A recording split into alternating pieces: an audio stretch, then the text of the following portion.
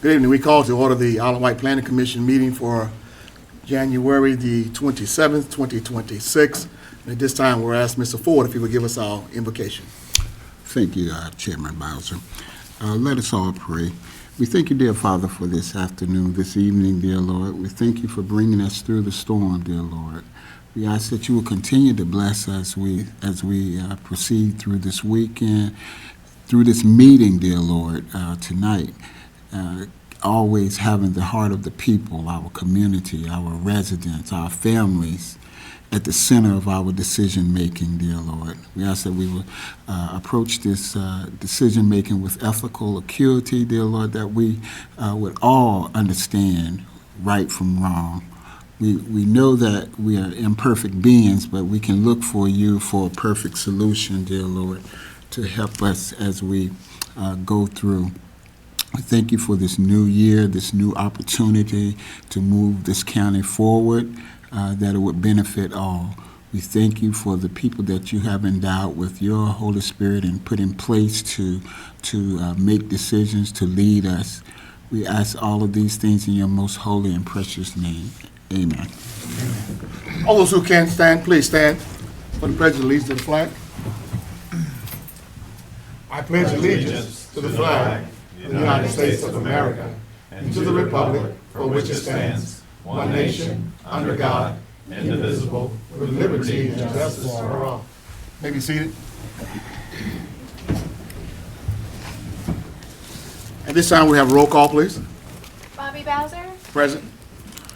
Brian Carroll, James Ford, Here.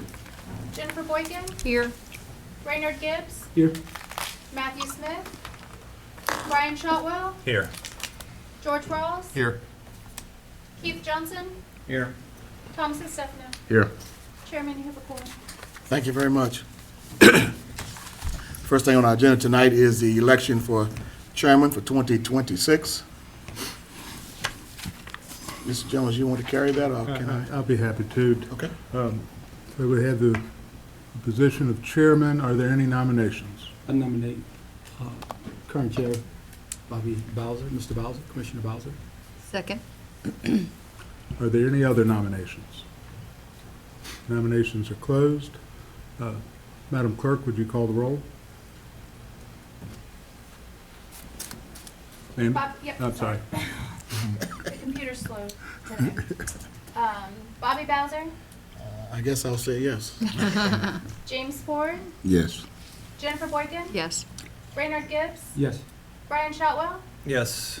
George Rawls, Yes. Keith Johnson, Yes. Thomas Stefano. Yes. Motion passed. Mr. Chairman, I yield back to you. Well, thank you so much, Mr. Jones. Next, we have election for vice chair for 2026. Well, I'll make a motion that we keep Mr. Matthew Smith. Second. All right. Roll call, please. Bobby Bowser, Yes. James Ford, Yes. Jennifer Boykin, Yes. Raynard Gibbs, Yes. Brian Shotwell, Yes. George Rawls, Yes. Keith Johnson, Yes. Thomas Stefano. Yes. Motion passed. Thank you very much. Now we move to the appointment of secretary for 2026. Is there, I'll make a motion that we keep the amazing Amanda Landers. Second. all right. Roll call. Bobby Bowser, Yes. James Ford, Yes. Jennifer Boykin, Yes. Raynard Gibbs, Yes. Brian Shotwell, Yes. George Rawls, Yes. Keith Johnson, Yes. Thomas Stefano. Yes. Motion All right, thank you very much. Okay. At this time, adoption for the 2026 Planning Commission meeting and invocation schedule that we all have. Is there a motion to accept? So moved. Is there a second? Second. All right. All in favor of said motion, say aye. Aye. Opposition? Motion carried. Ms. Ring, are there any actions to withdraw or to table at this time? There are no requests this evening. All right, thank you very much. This time we move to the approval of the agenda. Is there a motion?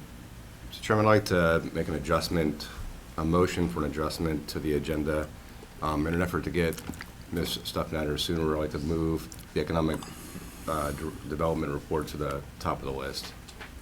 Second. Okay, all right. All in favor of the said motion, say aye. Aye. Are there any oppositions? Motion carried. Thank you very, very much. At this time, is there approval for the consent agenda? Mr. Chair, so moved. Is there a second? Second. All in favor, please say aye. Aye. Opposition? Being none, motion's carried. Okay.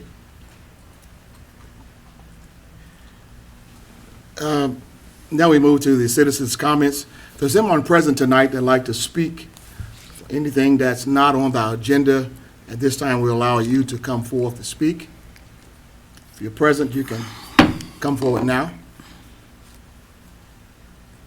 All right, seeing none, we close the consent agenda. Let's move down to public hearing. We're going to move for Ms. Steffens to come.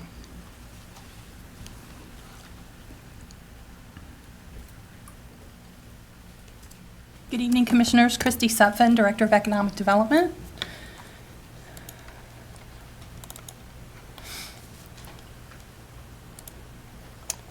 And I will be brief, since I know you have other business this evening.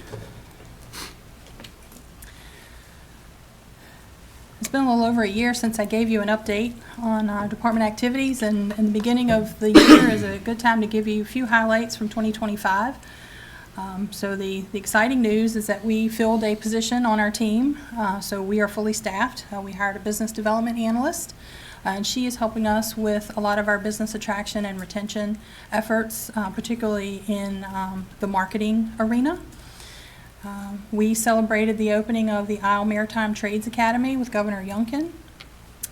The 460 Commerce Center received its certificate of occupancy. We hosted an announcement event with the Secretary of Agriculture for Darden Hams to announce their new ham processing facility, which is a $1.2 million investment. And for the calendar year 2025, we had 142 new business licenses, and that covers the county as well as both the towns of Smithfield and Windsor.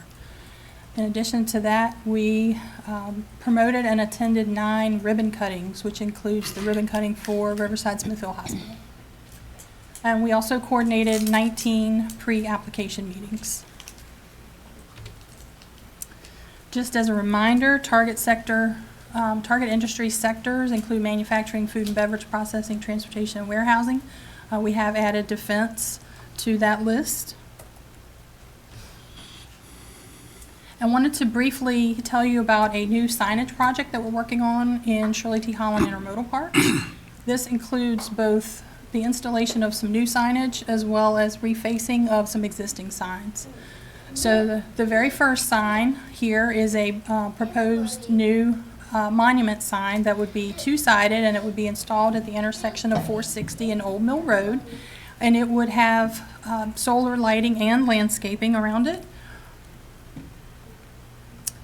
Next, these are existing brick monument signs. One is at William A. Gwaltney Way and Old Mill Road, and then the sign at the bottom that says Dominion Way. There are 2 of those at the entrance to World Market.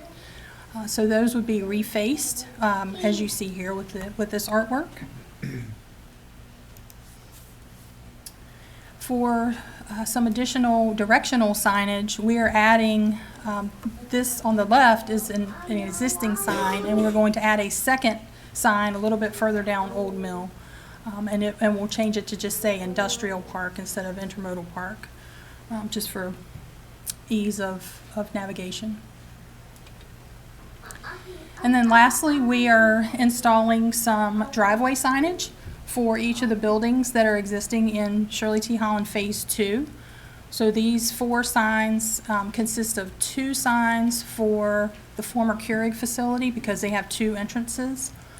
1 sign on Gwaltney Way that will point to both the Safeco entrance as well as the 460 Commerce Center entrance, and then a sign at the second 460 Commerce Center entrance, which is at the cul-de-sac where the road ends. So we are wrapping up civil and survey work related to this project. We have shop drawings that are nearing completion. We're preparing building permit applications as well as land use applications for VDOT. And we will put out, get bids for the landscaping installation once we have the civil work back from Timmons. And we expect 6 to 12 weeks for fabrication and installation of the signs. And we're going to start with the existing monument panels first because, quite frankly, they don't need a building permit, so they're the easiest ones to tackle first. And then next up would be the driveway signs that we will install. And I know this is really hard to see, but the A represents, and this is 460 at Old Mill, so the A represents the brand new monument sign. B over here represents the existing monument signs in front of World Market that we're refacing. These two C's along Old Mill are the directional signs, and the B here is the existing monument sign at Gwaltney Way, and then the D signs are the driveway signs along Gwaltney Way.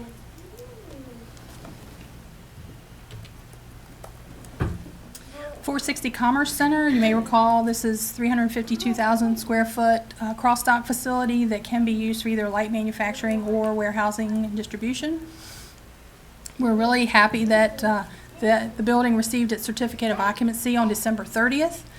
And now WM Jordan, the developer, has shifted its focus to operational readiness, preparing for a tenant, getting their utilities connected, those types of activities. The building is available for immediate occupancy. The brokers are working really hard to bring some visibility to the project. They have been showing the building, so they do have some interest. And I'm hoping that we can start to schedule tours for EDA, for planning commission members, for board members, and then they may be interested in doing a broker's open house also to try and attract some additional interest to the property. So just some pictures here. This was an aerial taken in December. That's the Keurig, former Keurig facility in the background. And then this is their signage at the main entrance to their property. This was taken before they put their landscaping in. Just another angle there of the dock doors, and then a couple inside shots there. With the Gwaltney Way extension, the final paving should be completed in the next week or two, and of course that's all weather dependent, so we're keeping our fingers crossed for a little bit warmer weather. And once that is done and the road is complete, we will install the street trees that are part of the approved road plan, and also 16 light poles. There are no lights along Gwaltney Way, so that'll be a major improvement. The former Keurig facility, the building is now vacant. They have really one person who's still there, just closing out various items related to some work they had to do in the building before they could completely move out. But they do have security measures in place. The sheriff's office drives through the park daily, which they really appreciate.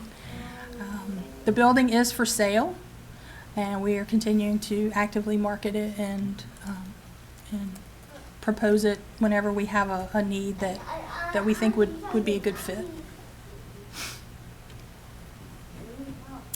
This is the Shirley T. Holland Phase 2 master plan, just showing this to you for reference and highlighting parcel 2, the northwest parcel.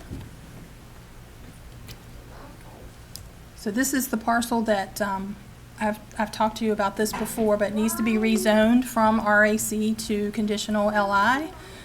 We do have a conceptual plan for a 352,000 square foot building, but that will need to be revised because we have some new information from a Phase 2 cultural resources evaluation that was done late last year.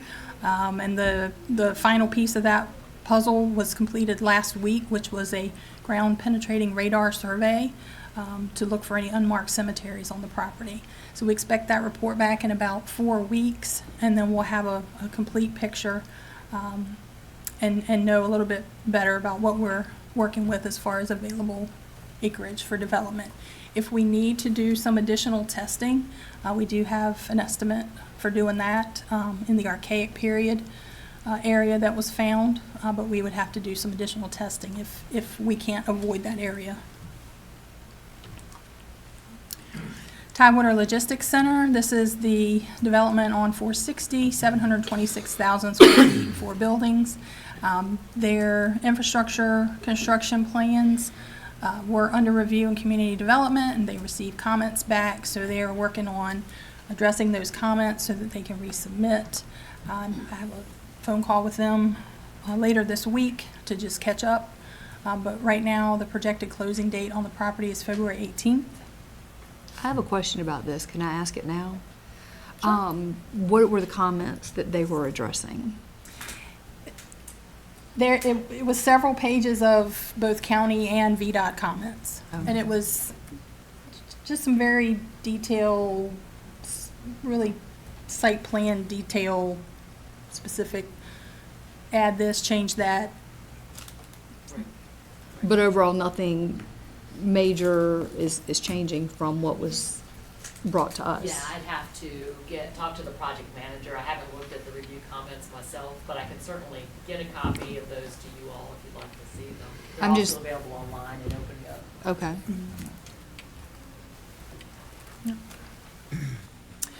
Virginia Coal Dock 258, this is the project on Walters Highway in Shirley T Phase 3. It's gone through a couple of different names over the life of the project so far, but this is the current name, 240,000 square foot cold storage facility. They essentially have site plan approval as far as community development is concerned. However, they are waiting on VDOT's approval on a design waiver, and they've gone back and forth with comments on that. So we're hopeful that they're getting towards the end on that and can get that approval, get everything resubmitted, get their final approval. Then they'd be able to close on the property. We are planning to apply for a Go Virginia Site Readiness Grant for them to help them try and get some funding to assist their site development costs. And they are starting to work on their land disturbance permit for the work that they need to do in the culvert area of the property. And this will help keep us in check with our nationwide wetland permit that's about to expire. They do need about 25 to 50% pre-leasing before they will start really building the building. And they're hard at work on that. The developer and his partner and team are working on that. And we do have a parcel that we would need to submit for rezoning that they have under option. That's at the corner of Sunset and 258.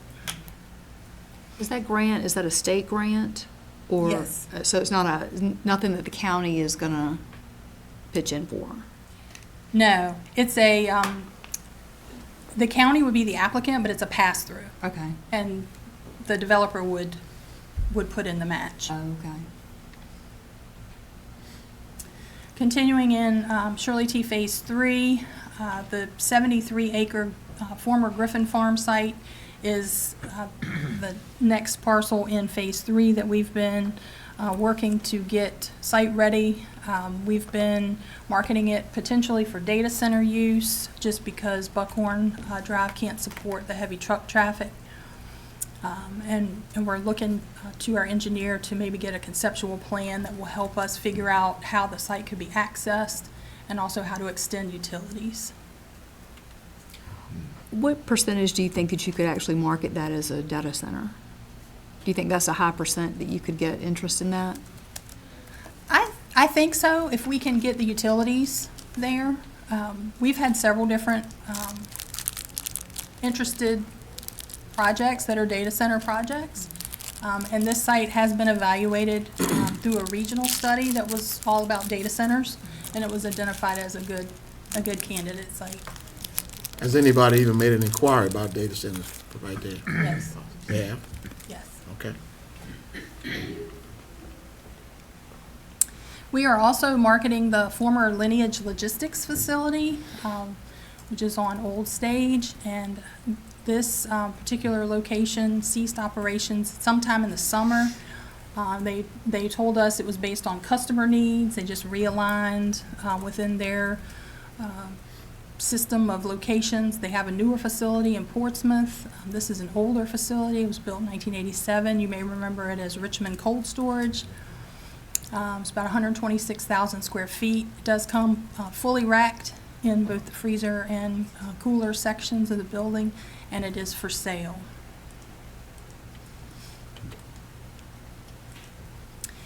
Airway Center, in case you had not heard, it is listed for sale for $1.4 million. As you know, it's vacant. It's in very poor condition. It's being marketed as a redevelopment opportunity.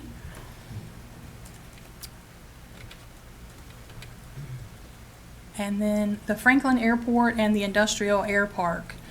We've had several conversations throughout the last year with Franklin officials, so county officials, county staff, Franklin officials, Franklin staff, about how we can work to improve this asset and work to improve the site readiness of the industrial park, which is about 58 acres.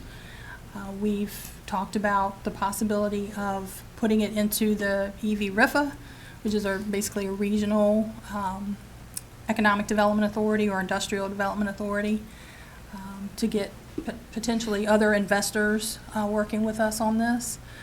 But our next step is to apply for a state grant that will help get the due diligence updated, so wetlands, geotech, Phase 1 environmental, all those things that we need to raise the tier level from the current Tier 2 to at least a 3.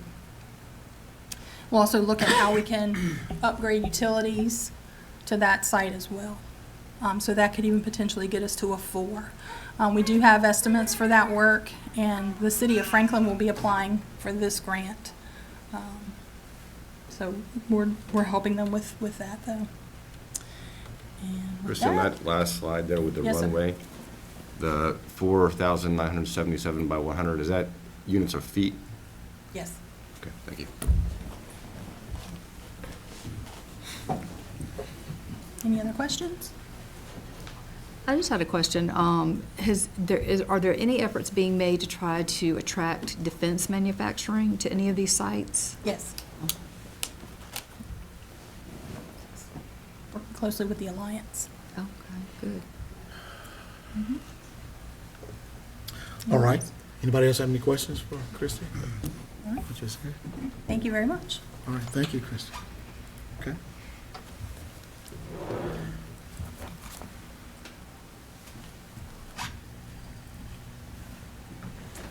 All right, let's move back to current agenda, to public hearings.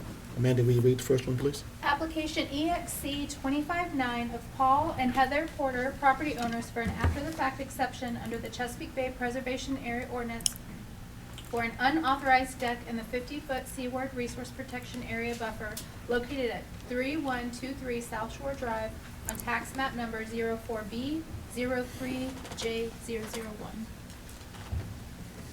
Good evening, I'm Shawnee Besink, the environmental planner, and this is, as Amanda said, the exception for Porter, exception 25-9.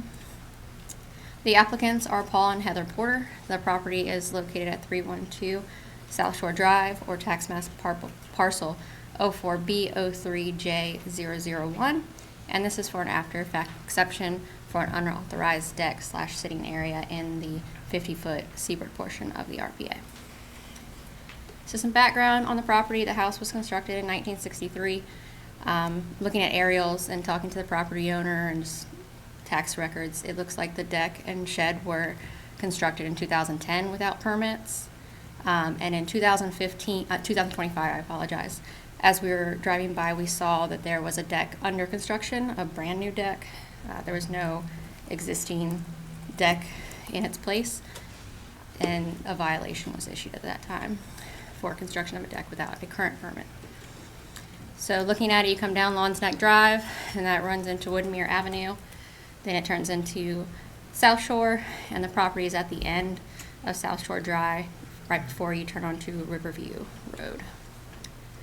Zooming in, up here, this is all tidal water that comes from the property, and then it enters the James through here.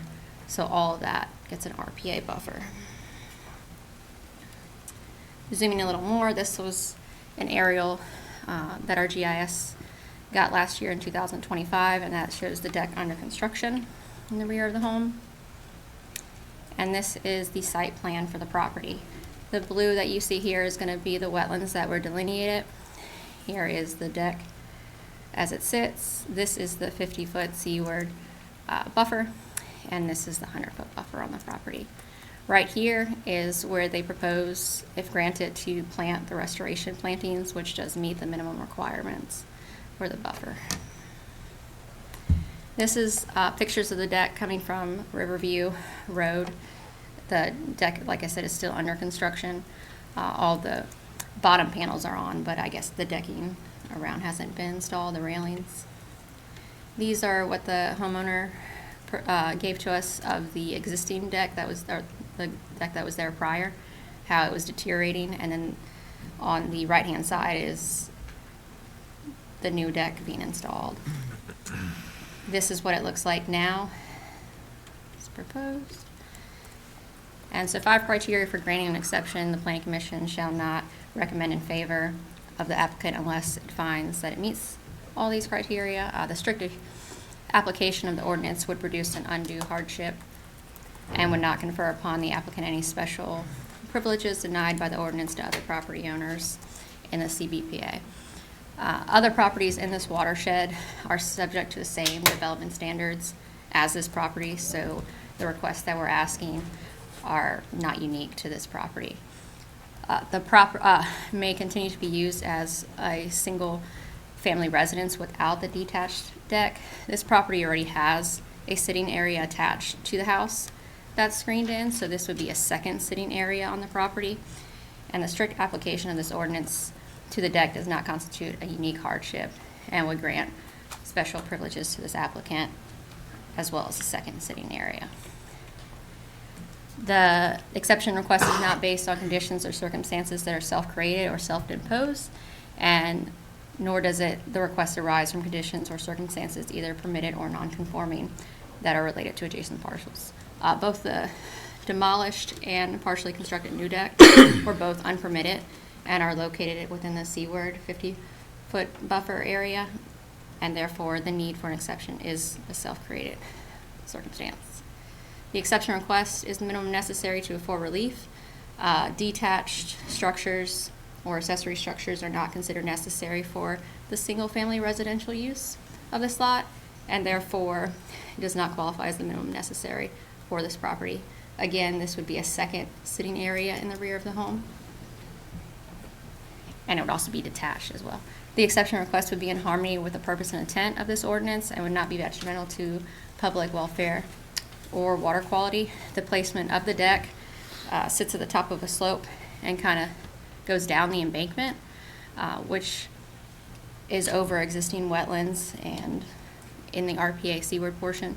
So the placement of the deck does not meet the purpose and intent of the ordinance, which is to safeguard the water quality through protection of the existing buffers and establishing buffers where they do not exist. Again, the impervious coverage would be in the seaward portion of the buffer. Reasonable and appropriate conditions are imposed, which would prevent the exception request from causing a degradation in water quality. We ask that if the exception was approved, we recommend that the applicant install the mitigation as it was proposed, which meets the requirements of the riparian buffer guidance manual, and that no further major exceptions be granted.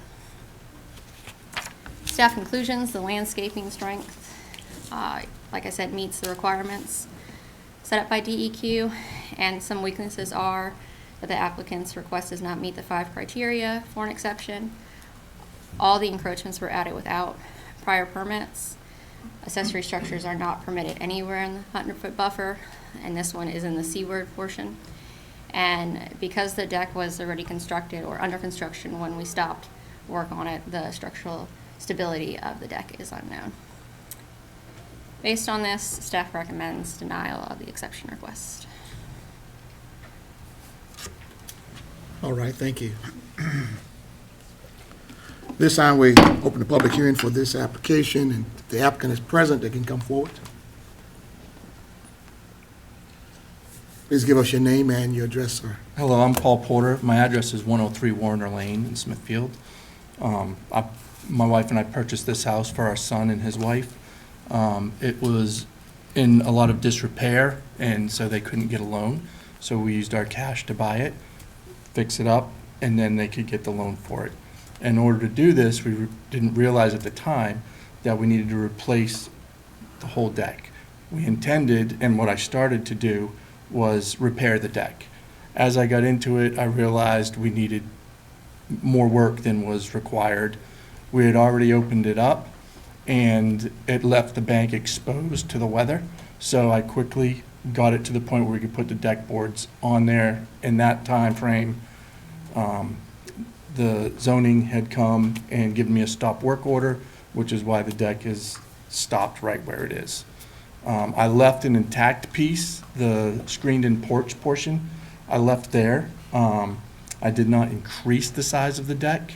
I did not change it in any way as far as size-wise. I just put back exactly what was there.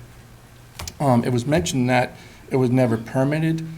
I think our records just don't show whether it was or wasn't, so I'm not sure that that is provable either way. When we bought the property, the deck was there. It was a significant part of the backyard because it's such a narrow backyard due to the bank. And if that deck wasn't there, it would really hinder a young family raising a family there. That's going to be a safety barrier and a place for the family to gather if needed. I didn't intend to rebuild the whole deck, but it is much better than it was, and I haven't been able to get building permits because I have to wait for this process in order to do that. Once that all comes to play, I'll meet any requirements that are required to do that. I'm completely okay with doing everything that was recommended by the all the engineers that I've paid a lot of money to get me all this information. I've already spent more than the deck cost. Sure, yeah. Okay? Thank you, sir. Does anyone present like to speak for or against this application? You can come forward at this time. Evening.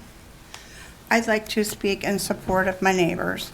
My name Can you is give us Lori- your name and your address also, My name please? is Lori White, and I reside at 3133 South Shore Drive, which is, I'm their next-door neighbor. Riverview, our properties are separated by Riverview Road. My husband purchased our property in 1988. I have resided there since 1989. So we know a lot of the history of the property in question. I'm not sure when that deck that in question was actually put up, but I know it was following Hurricane Isabel. And part of the reason was because of what Hurricane Isabel did to that bank, and also the watershed area that we're talking about, due to that hurricane, was full of buildings. A whole house was in there. There was appliances, lawnmowers. I mean, so it's not like we're talking about a pristine watershed area. All that stuff is still in there. I also would like to support them saying that this enhances the safety of that lot, because there is a drop-off there that is very dangerous. And the other thing, in my mind, the way that deck sits, it's kind of protecting that cliff from the elements. So I think it's also helping with the erosion issue with it. And anyway, I wish the county could be a little bit more helpful with homeowners. I mean, I live in an area where, our houses are 60-plus years old. And we've gotten to the point we have to count boards when we're making a repair. And, you get in these projects and you'd think you're just making a repair, and then the county comes in and wants to tell you otherwise. But I wish there would be a little bit more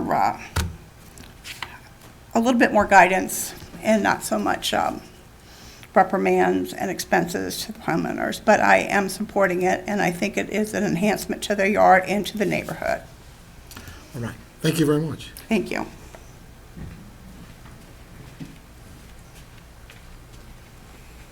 Hello, my name is Fran Colette, and I live at 3149 South Shore Drive, and I'm in support of the Porters as well.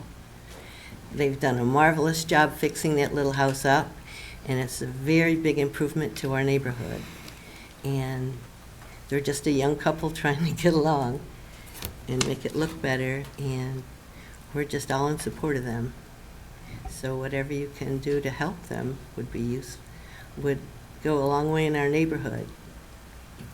All right. Thank you, ma'am. You're welcome. Okay. Is there anyone else like to speak for or against this application? All right, seeing none, we close the public hearing. Commissioners? I just have a few questions. Is the screened-in porch going to be replaced? I don't know if this is for you or... Not at this time, because it's structurally sound. Come back. Okay. I'm sorry. Not at this time because it is structurally sound. At some point in the future, it might be, and we'll have to approach that when that time comes. And the plantings that were recommended by staff, that would be to the left of the porch? Yeah. Okay. There are some on the left and some on the right that the designer put in there. I was wondering because it was such a small backyard. Yeah, so in the packet, yeah, that'd be.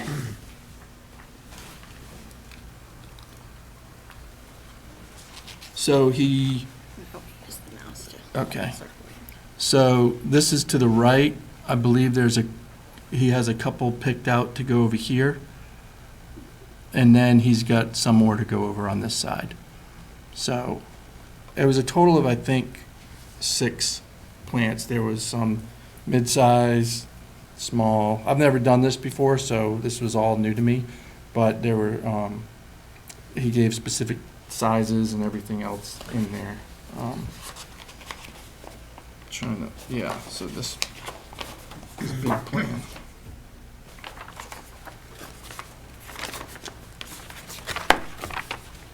So he has me putting a white oak, and that's going to be over here. He has me putting in an eastern red bud. Whoops. Oh no. Okay, try not to touch that mouse button. An eastern red bud, and that is going to be over there as well. A magnolia, and then 3 dwarf Yukon hollies, which they're going to go. They're going to go right over here by this shed. So pretty much everything, yeah, everything is going over here. Now that I look at this. Yep. Are you having to repair the steps that go down beside the deck? No. Mr. Porter, but how much money you got sunk in this so far? Well, just in the permitting and everything, I think I'm at around 5,000 for the engineers, the reports, and the application, and I'm probably about 5,000 into the deck.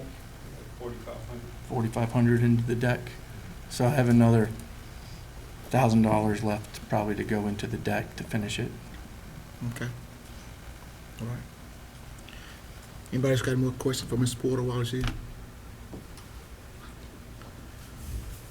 I just have a comment. I did a site visit, and I wanted to go see, because on the old picture, there was a bush at the corner of the old deck. I just wanted to make sure that they were staying within the perimeters of the original footprint, and they are. I have to say, they have not expanded it, so. And it looks nice. Okay. All right. Thank you. Thank you.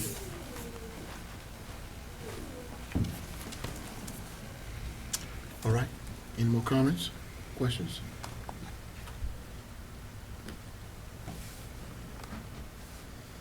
What's the pleasure of the commission? I have one question. Just for confirmation, the mitigation plan, that does meet the minimum requirement of the, okay, thank you.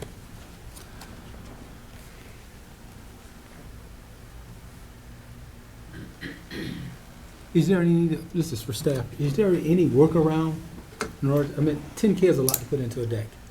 Is there any workaround?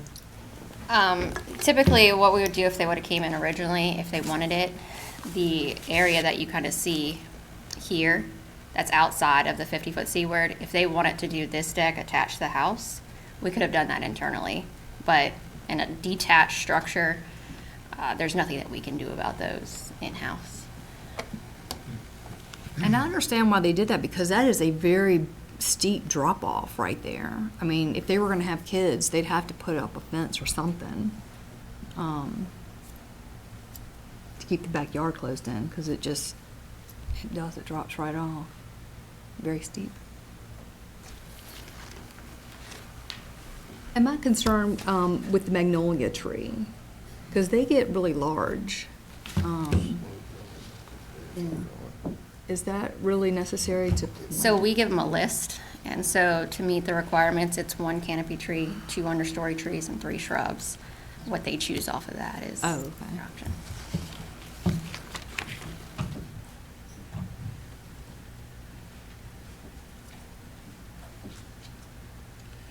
All right.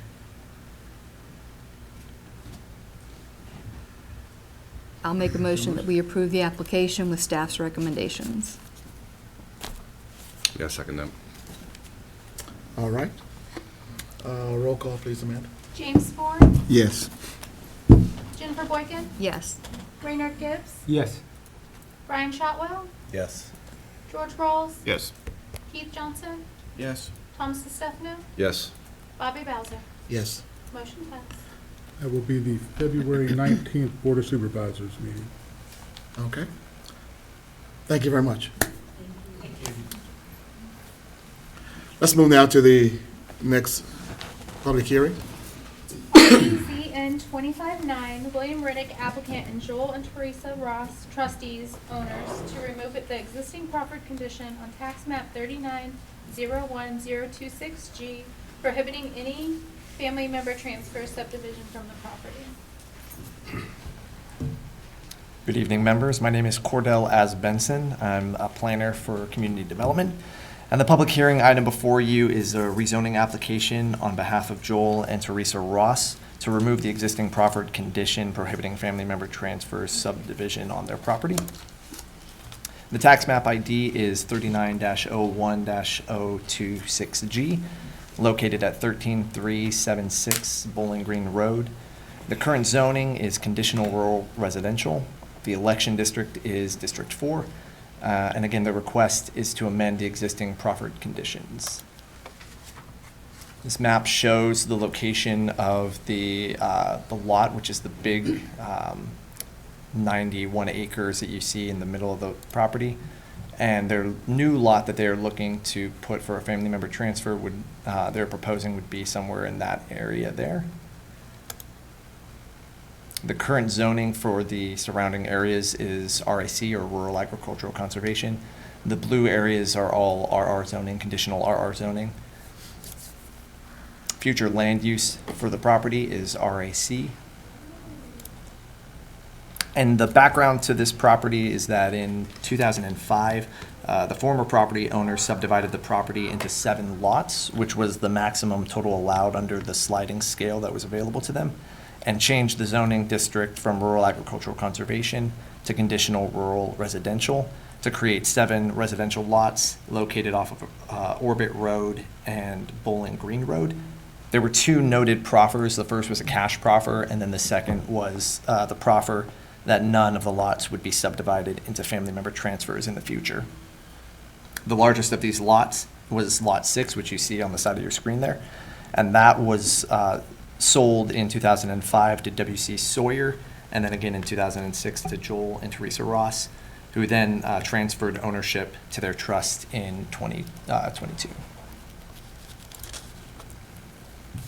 Looking at the zoning ordinance, a couple things to note. The first is that the zoning would remain conditional rural residential, and all zoning requirements for that would still apply. It's also located in the Chesapeake Bay Preservation Area Overlay District, so all of the restrictions there would still apply.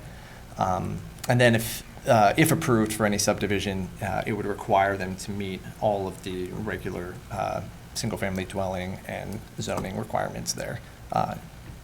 The family member transfer, also they would have to adhere to section 15.2-2244 of the Virginia Code, which defines a family member as immediate family, who is natural or legally defined offspring, stepchild, spouse, sibling, grandchild, grandparent, parent, or parent of the owner. Staff analysis revealed a strength and then 3 weaknesses with the application. The strength is that there is sufficient school, road, fire, rescue, and public safety capacity in the southern service area to accommodate the projected impact from the single-family dwelling. And then the 3 weaknesses were, first, that the amendment would allow a benefit to one of the 7 original lots that is not afforded to the other lots. The second is that it increases the number of residential lots located outside of the developmental districts. And then any additional residential units would continue to decrease the level of service for parks and recreation facilities, therefore triggering the need for capacity expansion. And so based off of those weaknesses, staff recommends denial of the conditional zoning amendment that was requested. All right. Thank you, Mr. Cornell. We open the public hearing for this application. The applicant is here, please come forward. He is, Your Honor, Mr. Chairman. Can I pass these around? Only if you pay us $1. My name is William Riddick. I'm the attorney for Mr. and Ms. Ross.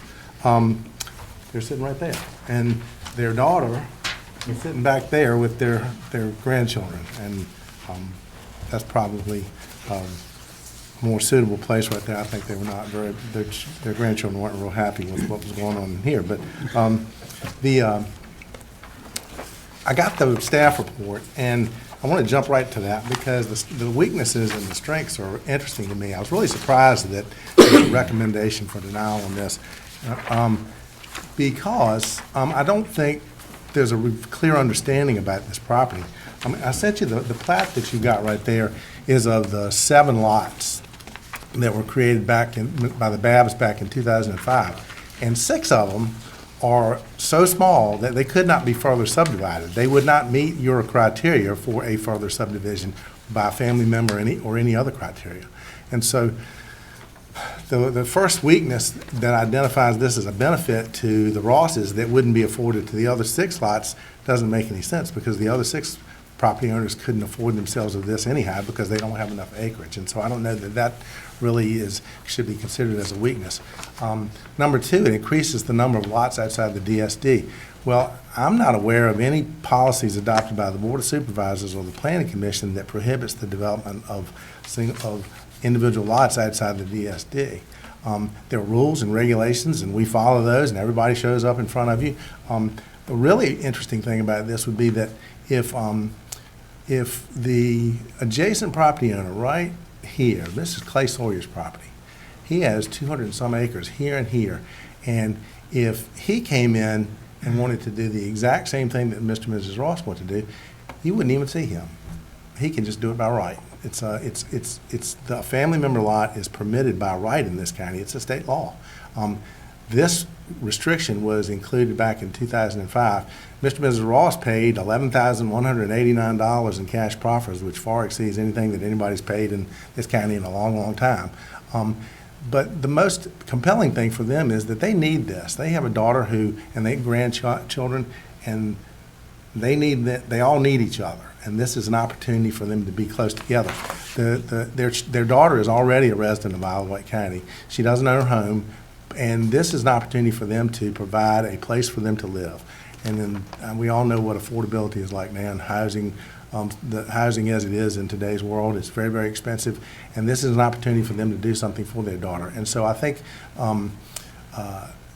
the first two weaknesses are really not weaknesses if you look at this with with a clear lens.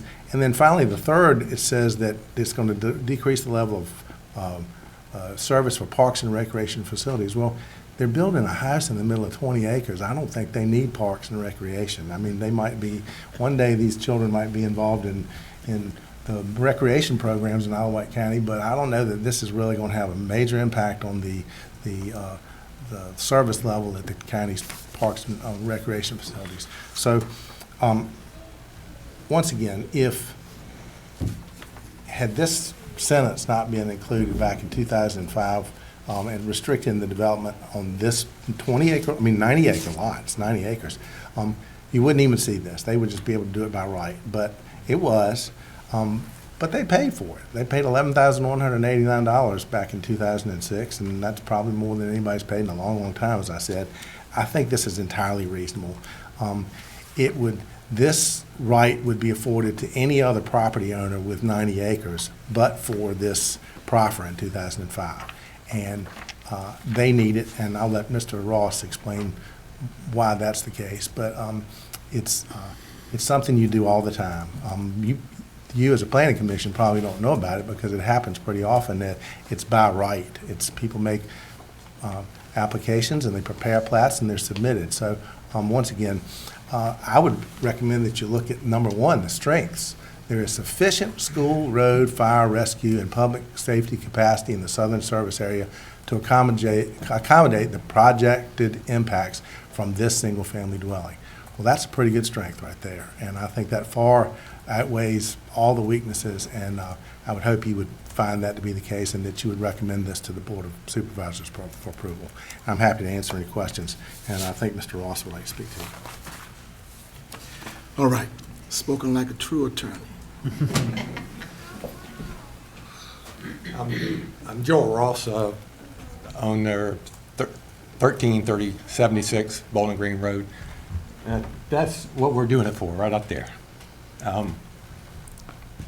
We're not as young as we used to be, and opportunity to bring our daughter over and watch our two grandsons grow up would be a big deal for us. So,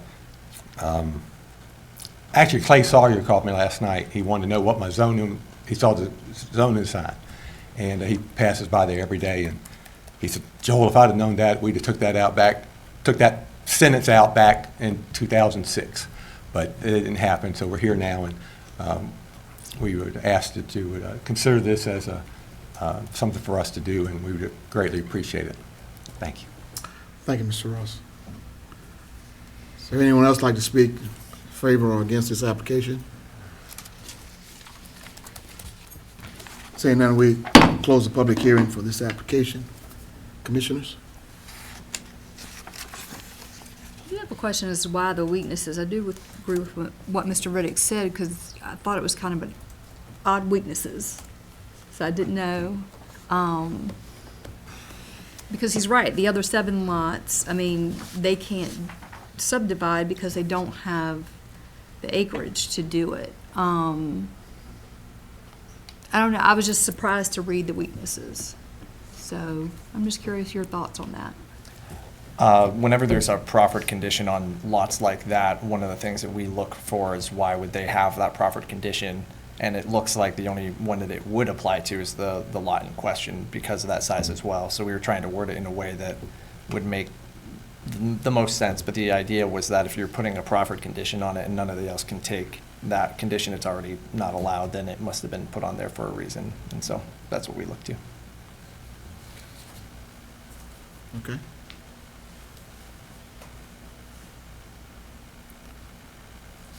Anyone else?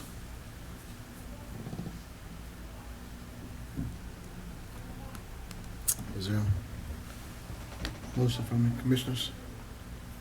I make a motion to remove the existing profit conditions of tax map 39-01-026G, prohibiting family and family members to transfer of subdivisions from the property. Is there a second? To the Second. motion? Okay, thank you. You see how he officially he did that. James Ford, Yes. Jennifer Boykin, Yes. Raynard Gibbs, Yes. Ryan Shotwell, Yes. George Rolls. Yes. Keith Johnson, Yes. Thomas DeStefano. Yes. Bobby Bowser. Yes. Motion passes. This will also be February 19th. Thank you very much. All right. Let's give everybody a second to get moving out. That was a very good motion, Mr. Gibbs. I learned from you, Commissioner Rowland. Heard from you. I hope to stay under your tutelage for a long time, sir. Take the shortcut, brother.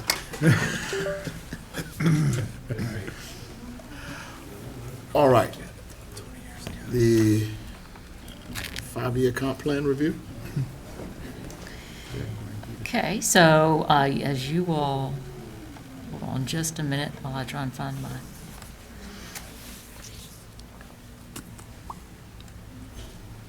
drive here.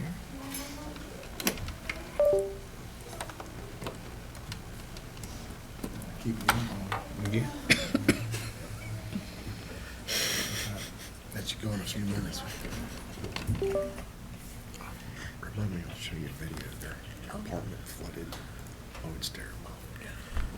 This is old business we're in now. We are in old business, and the first item is your continued discussion on the comprehensive plan, proposed revisions. As you recall, at your November meeting, we had the public hearing, and then you all had a preliminary discussion about the proposed revisions.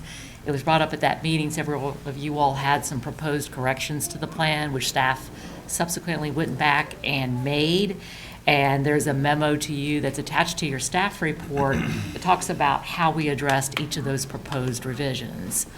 The PDF of the plan, real quickly, there was one spot on page 94, for example, where the Adobe was not playing well with the Civic Plus software. And so what I'm trying to bring up on my thumb drive is a snip, a screenshot of the page as to how it should read. It has to do with the percentage of veterans in the county, an update to that number, as well as an update to the employment numbers in manufacturing and warehousing and distribution, and why it could be considered important for economic development efforts with regard to, it could be an attraction to potential employers looking to relocate to the area, how transportation and warehousing is considered a growth industry.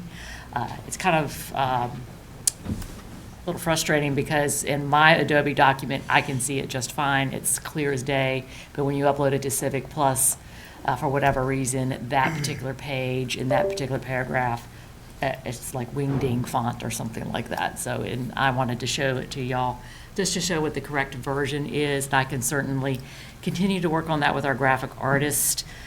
The updates to the formatting on the pages, the clarity of the pictures and the tables, the table of contents, making sure the page numbers are actually lining up with what the actual pages are all things that I have to work with the graphic artist on. There are visual things that I cannot do in-house that we have hired them to do. So, please be patient. Once we get all the final changes together and after the Board of Supervisors public hearing, we will send that to her so she can do it all in one swoop. For example, after we adopted the last plan in 2020, there was actually some time where she and I were going back for about 3 or 4 months trying to make sure everything was straight and everything matched and everything was correct. So unfortunately, our Adobe Acrobat skills, our resources are pretty limited in the county. So I just beg your patience on that particular aspect of it. So like I said, we have a memo talking about addressing the comments that we received, and I'd be happy to go into those in further detail if you would like. But I will leave it up to you all to continue your discussion. I'd be happy to answer any questions. Well, I'll make a comment that I think I had a lot of those comments. And, really appreciate Ms. Rings and staff's effort to go through all those in detail. I know it took quite a bit of time, but I think it made some good improvements. That was my intent, to kind of clarify some statements or some values that are in there. So Let's say, all my comments were addressed, so, Good. You were trying to make sure she earned the money, right? yeah. I like looking at numbers, so. I've got one comment on it. I'll use Park and Recs as the example, but the application might have more broader aspects.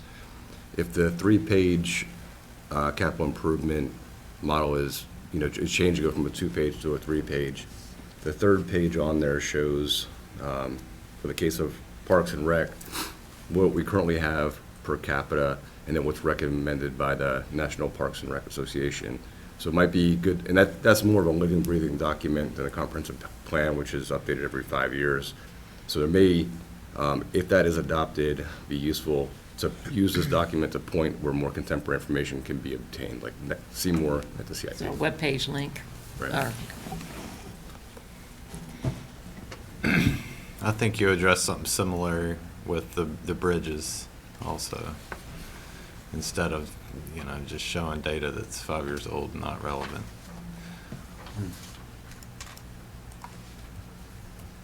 Good point.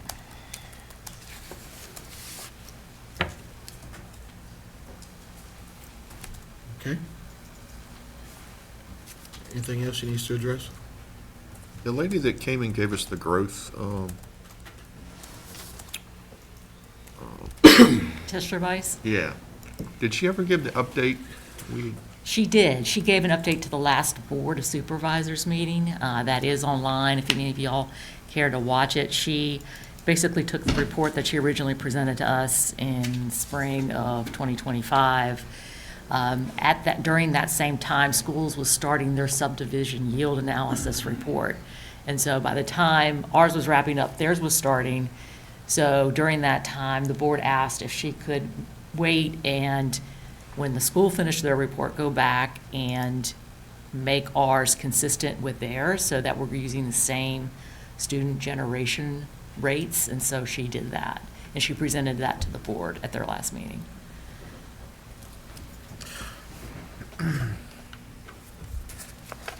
I want to ask this question really off the record, to be honest with you. How would you really grade her work? The company's work? Dishler Bices? Yes. Oh, definitely an A. Okay, all right. Yes, my question, that's all. Y'all looking at me all funny like this. Because I would have told you don't ask it off the record. Well, one of the things that I pointed out to the board when I was introducing Julie at their last meeting that I'll just put in everybody's mind, we paid them to look at a snapshot of what a potential growth rate would do to our fiscal sustainability, if you will.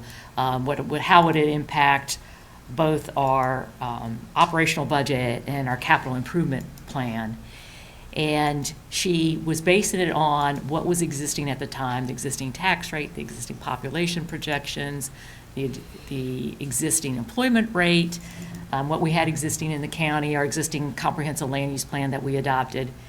Any of those variables could change and change the outcome of the study. So she pointed out during her report that a lot of the projections that they were using on, say, tax revenue from real property coming in is based on the average assessed value of a house in Alawite County. So if you increase that assessment or increase the tax rate, you could change the outcome of what that growth rate scenario would do. You could increase the revenues, you could increase, the expenditures, that kind of thing. So, it just kind of gives you an idea of what the potential would be and where to start looking for where those potential capital improvements might happen, say in another 5, 10, 15, 20 years. But so many things go into it that you have to keep in mind that you can play with the outcomes and change your policies to address those outcomes. So that, I guess, it was an interesting exercise. And it's, I think, one of the first times we've actually done it here in the county is to look at that, those kind of impacts when you're trying to plan for growth.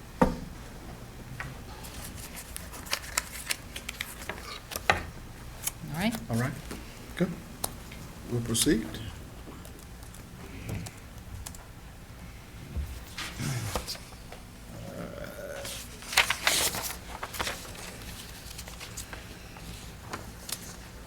Westminster Village Master Plan, are we gonna talk about that? Did y'all want to vote on the? Yeah, do we need a resolution for these amendments? So there is a resolution attached in the staff report, but you all do have to vote to approve the resolution with a recommendation to the board.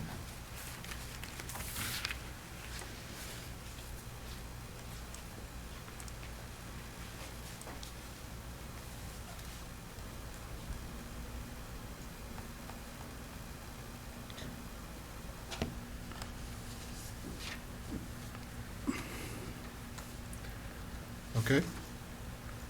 Is there a recommendation? Yeah, I move to approve the amendments to the comprehensive plan. Revisions. We're on the, It's on the we're on the resolution. Rushmere, Village we're Master on Rushmere Plan. Village Plan now. The resolution. No, we have to Yeah, we approve the gotta- resolution, correct? Right. For the comp plan. Yeah, so there's a resolution at the end of the package, correct? Yes. That's what I'm Okay. looking at. Yeah. Forgive me. So I make a recommendation that we approve the resolution of the planning commission of Isle of White County. That's it, right? Yeah, you're recommending approval to the board of Yeah, supervisors. to the board of supervisors. My second, if my first motion did. All right. Roll call, please. James Ford, Yes. Jennifer Boykin, Yes. Raynard Gibbs, Yes. Brian Shotwell, Yes. George Rawls, Yes. Keith Johnson, Yes. Thomas Stefani. Yes. Motion passed. I don't get a chance to vote this time? Oh, Bobby Bowser. Do that again. It was that question. Yes. That's how we treat our new chairman. Y'all bad, man. Okay, all right. All right, second, old business item before you tonight is the continued discussion for the draft Rushmere Village Master Plan.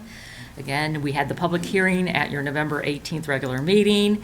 You all had a discussion on it, had some revisions that you would like made to the draft plan. I do have a memo in your staff report, or attached to your staff report, that shows how we addressed each of those comments. The draft Adobe document is attached to your staff report showing those changes highlighted in green. It is available online for people to look at. Again, I beg patience on my graphic skills, trying to make those changes look nice and be consistent with the rest of the document. I'd be happy to answer any questions you might have on those proposed changes. Otherwise, there is a resolution attached that would recommend approval of the Rushmere Village Master Plan be incorporated into the comprehensive plan as an appendix. And I am available for questions during your discussion. I wasn't here for that meeting, just from your viewpoint. As far as the citizens that showed up that night, how did you feel about their comments and concerns? Sure. So a lot of people were concerned that the plan itself was somehow a proposal for development or growth. This is a plan, it's meant to be a guide for future decision-making. The reason why the plan was developed initially was because HRSD was extending sewer service between Surrey County and Smithfield. And it is commonly known and it's commonly associated with encouraging development, if you will, because now there are public utilities where there were none before, which makes development easier. So during the 2020 comprehensive plan, when we were doing our community meetings, the citizens of Rushmere were actually some of the only village center residents who expressed an interest in more options for residential uses and services in their particular area. So we thought doing a small area plan would help kind of guide them and inform them that if and when development came, that this is how you could ensure that future development would respect the character of the area and where it might go. It was not meant to visit the land use question, which was already decided by the community during the 2020 comprehensive plan adoption. So we were just looking at how future development might be fit into the existing fabric of the Rushmore Village and its surrounding area. So I think that they learned a little bit more during that. I know that there was some concern about including Burles Bay in, say, future waterfront access. We did take that out, as you'll see in my draft plan, since the Burles Bay was outside the study area, just immediately adjacent to the study area. We went ahead and removed that particular language from one of the recommendations. Okay, thank you.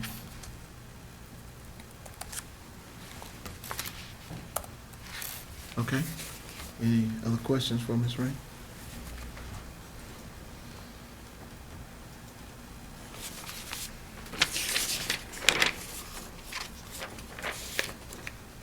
Can we include this into the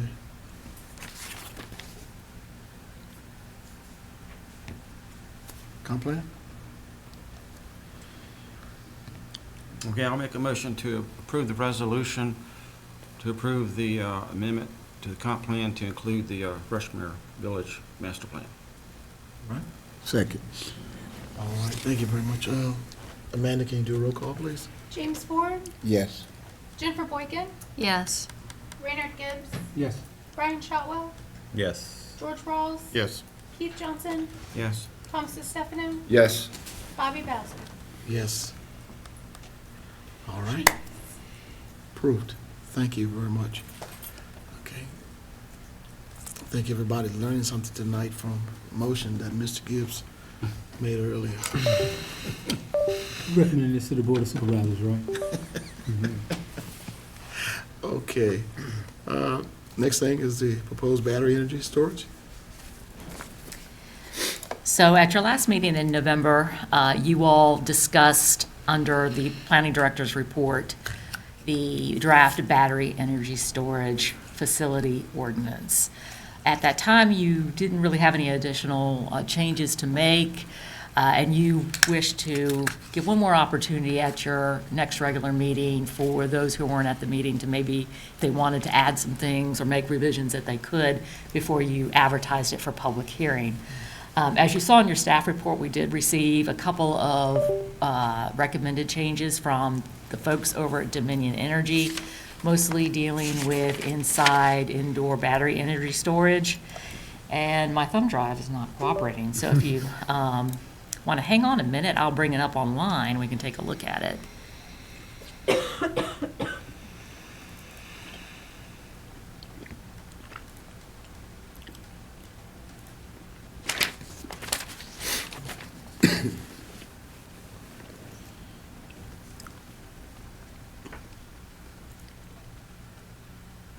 We've got to change that picture. Yeah. Yeah, we do.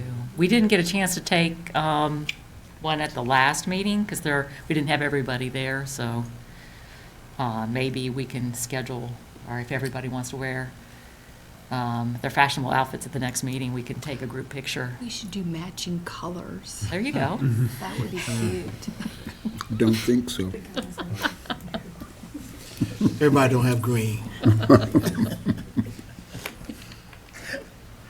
Maybe Amy's got some money in her budget to buy us all green.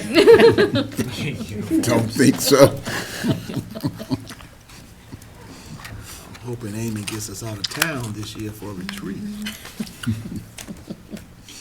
Hawaii. That'd be nice. It is a data center in Hawaii. I think Dubai would be good. We went out of town for our retreat. That's not out of town. We went around town, not. I think y'all need to just stick to the theme parties of the retreat. Okay. So the draft changes from Dominion Energy, there were two of them, and they're on page 3. They're highlighted in blue, and their comments are included in the little boxes off to the right-hand side. One is, for clarity, they recommend rewording as follows. The BESS shall provide a secondary layer of physical containment to the batteries and be equipped with cooling and ventilation systems. For indoor systems, the BESS shall also be provided with a fire suppression system. Each BESS shall also be provided with a 24/7 automated fire detection system. And then the next comment is, while it is fine that the BMS handles monitoring of as voltage, temperature, et cetera, and can shut down the system as needed, we should be relying on the fire alarm panel to take any necessary actions, e.g. activate ventilation, door openers, or flammable gas or a fire to be detected. So this is under the requirements that shall apply to all BESS facilities in item H. And that was the only changes that they had in the document, which I thought was fine, but I'll leave it up to y'all if you would like to discuss it further. And your other strike throughs and red lines, that was all edits we've made during this process. Correct. So I presented them earlier. The red ones were our initial edits, and then we had a follow-up meeting with our fire EMS staff as well as their fire safety coordinator, and they came up with some additional changes to kind of correct references and to update the ordinance based on the most current technology. And so those were in blue, and y'all discussed that in November. Again, they weren't the big changes. The one thing of note that came out of that was that Gary Winley, who's our fire EMS chief, did note that the Fire Administration Code does recommend a minimum setback of 330 feet from any residential structure. So we did incorporate that.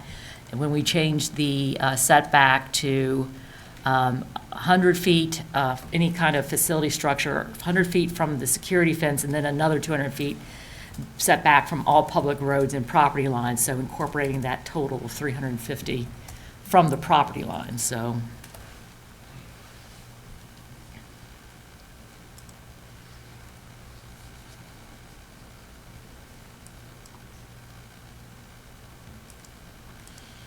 So you think our setbacks are in somewhat good? I think they are consistent with other state code and definitely in line with other localities as well. Is there anything in here that exceeds state code, or does this match it or mirror it? So we actually recommend something that is exceeding state code, whereas I think the Fire Administration Code recommends 330 feet from any residential structure. We're saying 350 feet from any property line and at least 500 feet from any existing dwelling at the time of CUP approval. Does that present any type of problem, I mean, with that excess? They would like the setback to be lesser, obviously. It allows them to maybe go on a smaller site versus a larger site.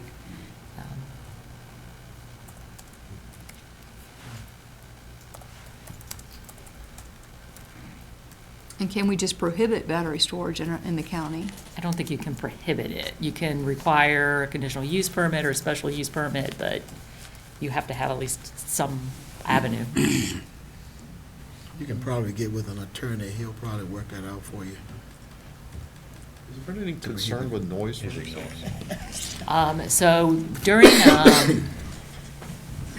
during our discussions as well as during our site visit, I know we noted some noise from the inverters and from the generators. And so we wanted to make sure that they still had the same noise standards that other solar energy facilities had.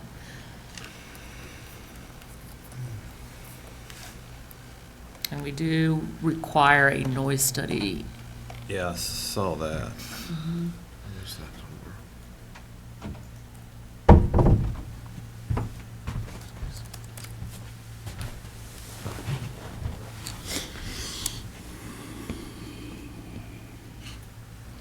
And so if we had an applicant for battery storage, they'd still have to come to us? Yes.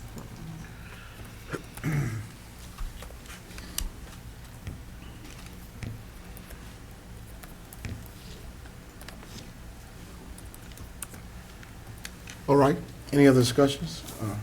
No questions, Ms. Reed? Because there's no actions on this right here. Right. need to be taken. So we just would need direction to advertise it, if y'all would like to advertise it for public hearing.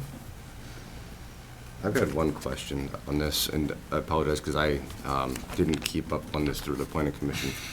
So I'm just reviewing based on tonight's meeting. But with regard to a fire, constituents in, whatever's burning can go airborne. And then, so EPA, or actually it's OSHA, comes out with the permissible exposure limits that are, that potentially could be released in a fire. Generally, about 10% of what's there can go airborne. Does this already cover it, or will the emergency planning efforts with fire and rescue have some preparatory type calculation that shows for the complete burn what type of general alerts or precautions should be taken? Or would we wait for Portsmouth to come in, do air sampling, and then establish the control level based on that? So they are required to do an emergency plan, response plan with our fire and rescue folks. When they submit, most of the concerns that the conversations that they had with our staff was with regard to trying to put out a fire with chemicals or water that would then run off site and potentially contaminate groundwater. But airborne was not necessarily They would hope their fire suppression system takes care of it before it gets to that point. Because each container, I'm sure, has its own fire suppression system within the container. It does. Now, that doesn't, if that fails, then you move on to the next, where you do have a fire and may have runoff. But it would probably end up being a chemical type or a dry chemical type to put it out. I'm not too familiar with the technology of, its success in containing any hazardous constituents. Yeah. But the public engagement factor there, with setting the wrong, either too high or too low of a control for general emergency or precaution that the public should take, that's something that we want to be exact with, because to increase the level, tends to lose public faith. And if it is set too high initially, then that's an overreaction where we're probably alarming the public. Because these things, they have they're lithium, most of them. They have a potential to burn. So being exact on, what guidance our fire and rescue should be informing the public, I think is pretty important. So there's a way to word that into something that it's specifically addressed in that emergency management plan as they're coming to coordinate efforts for a potential project. I think we should include that. Right. I know they refer to the NFP 855, yeah, and it covers all those topics, but how we write it into the ordinance, I don't know how detailed, but I don't know if, because no one's going to go read the code book and see what it says. Yeah, it does refer that they have to be in accordance, that the plan has to be in accordance with that. It's probably particular to the design too. It's an emerging technology where lithium is probably one of the more common metals used right now, but as those advance as well, ensuring that whatever unique technology is employed for a particular project not only meets that code, but we can have the right message for our public. Yeah, so that they talk about the emergency response plan at the bottom of page 4. It says that they shall submit at the time of site plan application for review and approval by the county, as well as detailed fire suppression methods that will be immediately deployed during both construction and operation of the facility.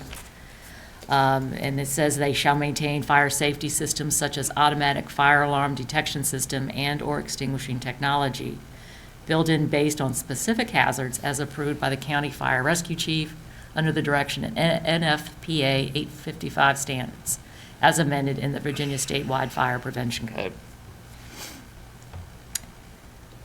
I think the ask there is just confirmation that our fire rescue, if it meets that code, they would send the right alert level for the public. And if they are satisfied with that, then that would satisfy the concern. Or if they want something more to be able to establish the right, public alert, they're probably the best person to specify what additional else they would need. And I don't disagree with you, but at the same time, you are getting down into the weeds on this that is outside the purview of the zoning ordinance and what I can enforce.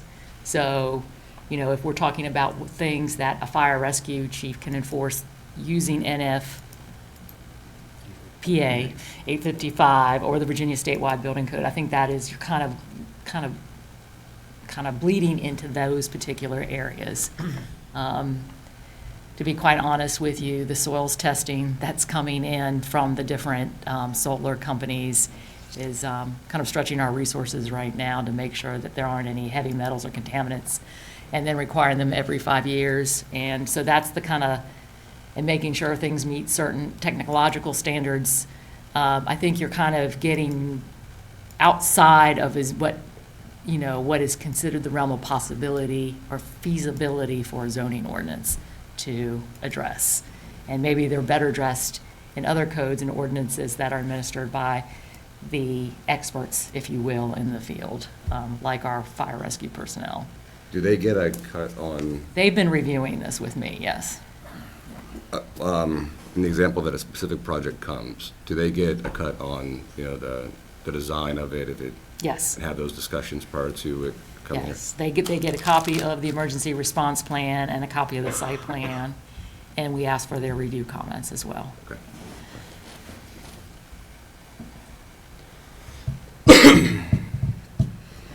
Okay. Hearts and minds clear? You good? Good. Have there been any interest in battery storage in the county? I've had one phone call.